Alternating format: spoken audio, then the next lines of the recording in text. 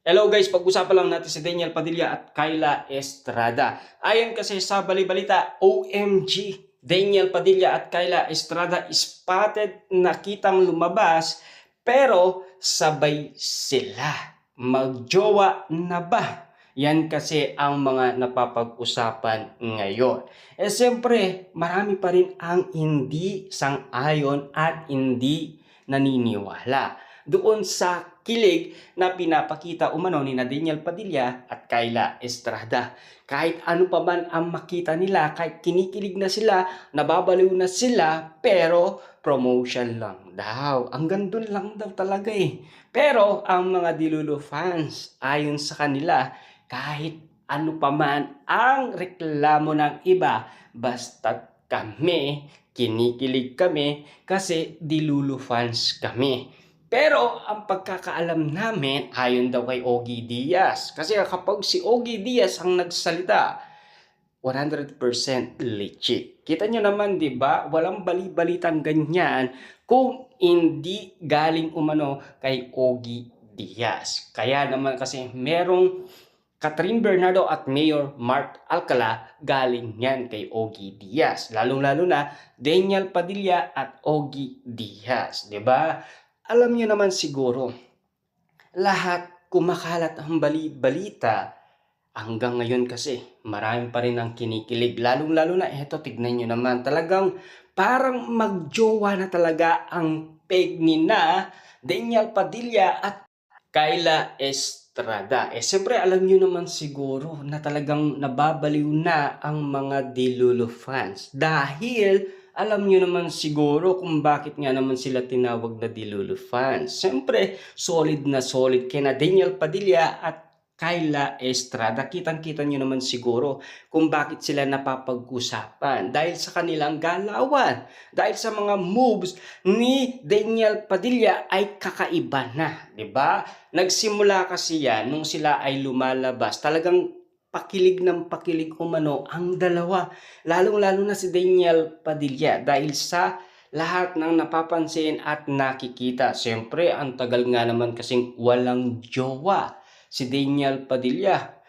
Tignan nyo naman ha, 2023, 2024, 'di ba? Wala tayong napapabalitaan, lalong-lalo na wala siyang kapiling ng Valentine's Day noon 2025, lalong-lalo na 2024. Kitang-kita nyo naman siguro, malungkot ang Valentine's Day ni Daniel Padilla. Ngayon lang talaga masaya si Daniel Padilla sa Valentine's. Kasi kapiling niya umano si Kyla Estrada. At least, nag-enjoy na siya at masayang masaya na siya. At lalong-lalo na masaya na rin ang mga solid fans ni Daniel Padilla. Lalong-lalo na ang mga fans ni Kyla Estrada dahil nagkasama umano ang dalawa.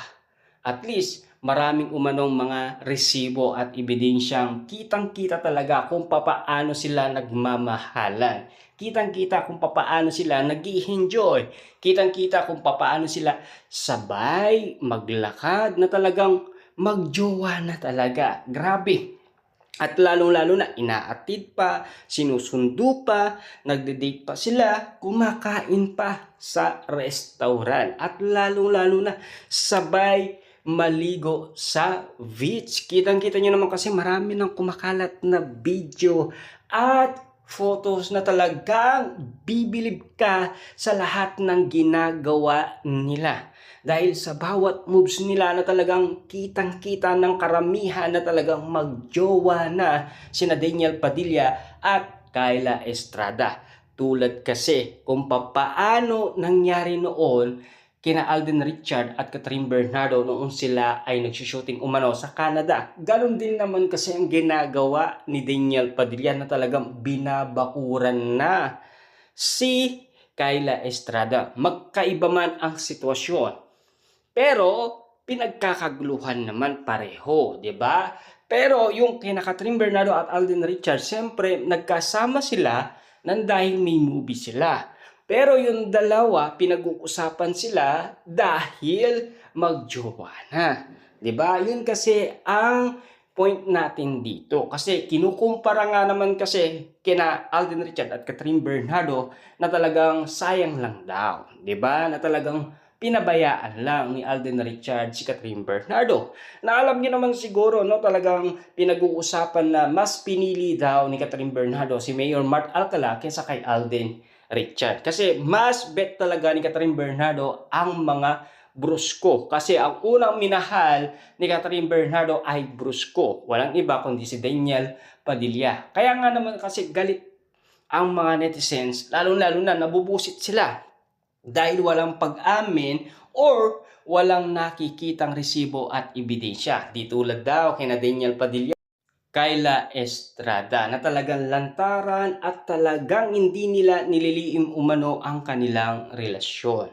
At least, masaya na ang lahat para kay Daniel Padilla. Sa sitwasyon kung sino ang minamahal niya ngayon, kung talagang nakamove on na siya kay Catherine Bernardo, kung talagang hindi na siya marupok, 'di ba? Lalo-lalo na kasi napagod na si Daniel Padilla sa kakasuyo umano kay Catherine Bernardo. Nagsimula yan 2023, 24, 25. Di lang nating alam kung hanggang ngayon ay ganun pa rin si Daniel Padilla. Kasi si Catherine Bernardo ganun pa rin eh.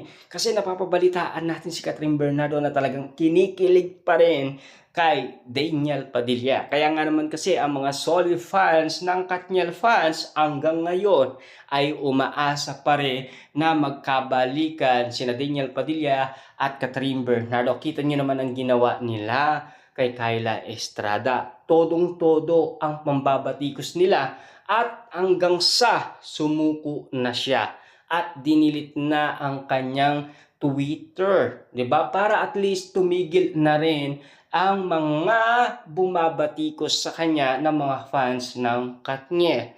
Siyempre kailangan din tanggapin natin. May mahal na si Catherine Bernardo na iba tulad ni Mayor Mark Alcala, lalong-lalo na si Daniel Padilla, si Kyla Estrada, na sana magpatuloy pa rin ang pagmamahalan Kyla Estrada at Daniel Padilla. Kasi masaya na si Daniel Padilla sa nakikita natin. Sa bawat ngiti ni Daniel Padilla, doon natin napapansin yung nangyari noon last 2023. Sa bawat kalungkutan niya, hindi alam ni Daniel Padilla kung ano ang gagawin niya.